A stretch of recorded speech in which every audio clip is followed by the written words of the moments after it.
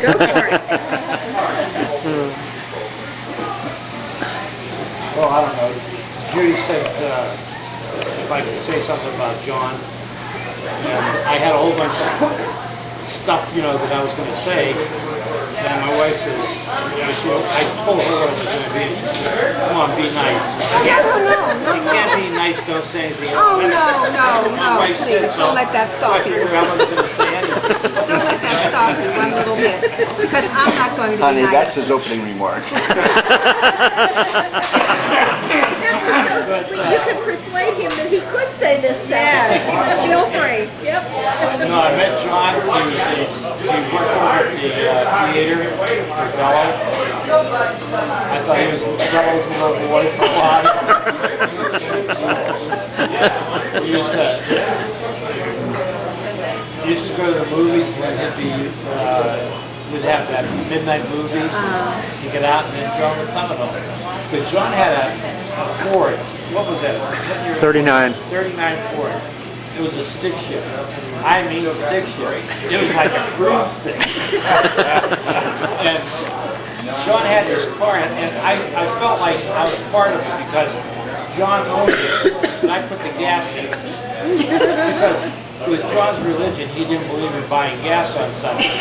And he comes out of the house, he had just enough gas. Every Sunday. Every Sunday. That's the only time he put gas in was Sundays. Mara's laughing, but it's but we had some good times. One time he came over to the house, and I'm slow walking, we used to have soup noodles. My mom would make the noodles separate, and we put them in the bowl. So she asked John if he wanted some soup. And he said, yeah, so he's sitting down, he's eating the broth. I said, what are you eating, John? He's broth. Why didn't you put noodles in? He's your mom going to eat it. I said, no, you put the noodles in. He's all you Chinese people and that.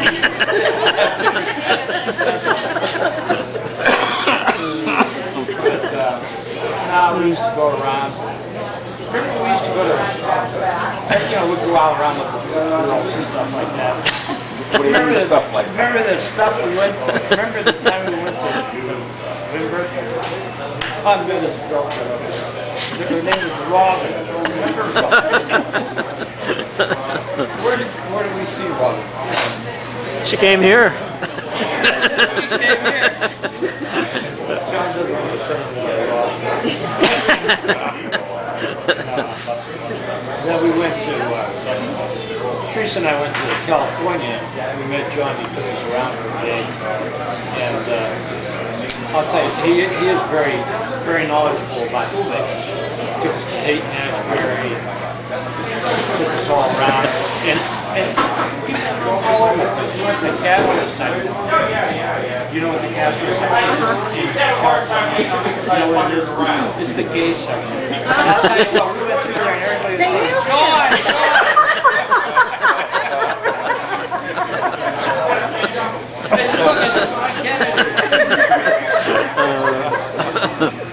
Of course, John Crow is lost. What else? But he told me, he said, you know, they're going to put those windmills over here. He said, don't let them do it. He said, that's why they're having those earthquakes over there, because when that windmill starts moving, it starts pushing the earth away.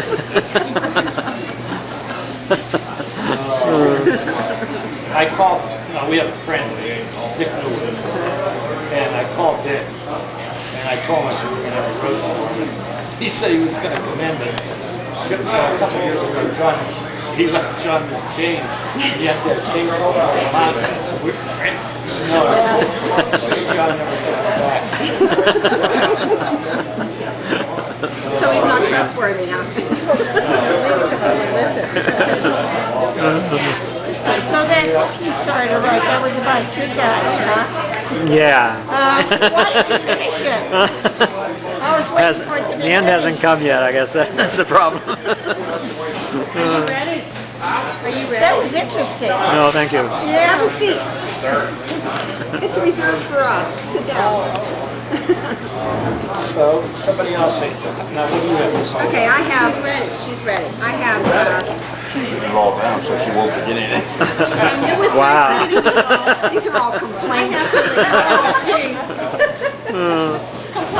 Girls, behave yourself. You're with a rough crowd tonight. We're going to behave. Anyway, I'd like to say thank you for those who came Speak up. at such a short notice. You know, when I told John I was planning to have a roast, he said, "Great, I love roast. When do we eat?" But I said, "No, you don't understand. We're cooking a goose and it's yours." So anyway, I think they call an occasion such as this paybacks, and or in the words of everybody who might be here, you ask for it. Actually, I was going to pass on participating, but John has had such a positive effect on me that if you can't say something nice, don't say anything. But however, the little demon on my shoulder that says, "Go for it," I decided to go for it, so I'm here to do a little singeing of his skin myself. My next dilemma was, what do I call this speech? And I thought about saying that your check's in the mail, but Frank Charney and I know better than that. We could say I wish, but it's not going to happen. But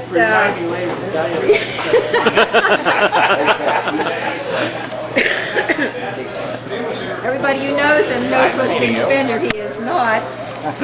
So, however, when I first started to work for John, and I bought my first digital camera, I was playing with it and I dropped it on the floor, and it wouldn't stay on.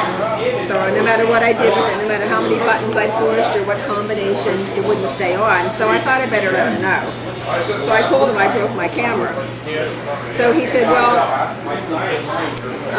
see about maybe getting it repaired. Like, you know, he was hinting that he was going to, you know, pay to get it fixed or replace it. So I thought, well, you know, I'm going to play with them a little bit. So I called all these electronic places that sell digital cameras. What's the most expensive one you have? So Circuit City, $1,500 on sale. So he's always good about answering emails. It might be a couple hours later or the next day, but he's always good about answering. So I sent him the email that said, I found this camera for $1,500. Well, 5 minutes later, there comes the reply. Whoa. He said, I told you to think Walmart, not the most expensive camera in Circuit City. So, however, it wasn't broken after all, so I could use it. So, let me see, where am I at here? Okay, since that time, he's been on the receiving end often of my off-center sense of humor, but he's always a good sport and always eager to forgive my zaniness, and one of the key reasons I continue to hang around the Nanny Bugger page. He's been pounding on one type of keyboard or another for, I would venture to say, 50 years. He's gotten so good at the written word that now he often leaves those of us who subscribe to his journals thinking, huh? What's he talking about?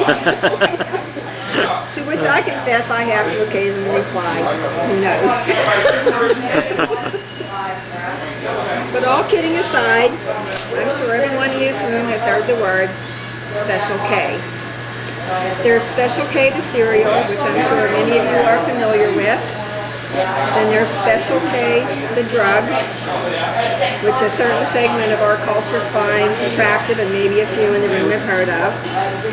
But the Special K I'm talking about is our own brand of Special K. Of course, the K stands for Kennedy. Our native son, who after years of living away, decided in his own way to go home again, and in the process take a little unknown place in one of the best kept secrets in the world to those who call Nanticoke homes.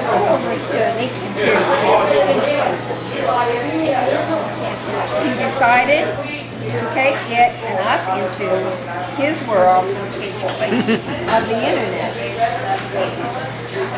They could get through it. He's not only given us, at our best hoped for, 15 minutes of fame, but as through countless hours of writing, editing, revamping, and web wizardry, not to mention substantial amounts of his own money, kept the Nanny Glow homepage plugging along for 8 years. He is sometimes hard to read, yes, you bet, but I see his writing style and the vocabulary he includes as tools that are meant to enlighten and teach, and to make us mentally reach and not dumb us down by feeding us commerce replacements. The subscribers to the daily from the homepage, give or take 1 or 2, number 135 email addresses. And we don't always agree. Politics, religion, current events, or view of the environment, etc., or even care to express an opinion on any of these subjects. But I feel a substantial amount of certainty that we all share a mutual love for the common thread that holds us together. That thread being www.nannyglow.com. So tonight, along with the quips and woes,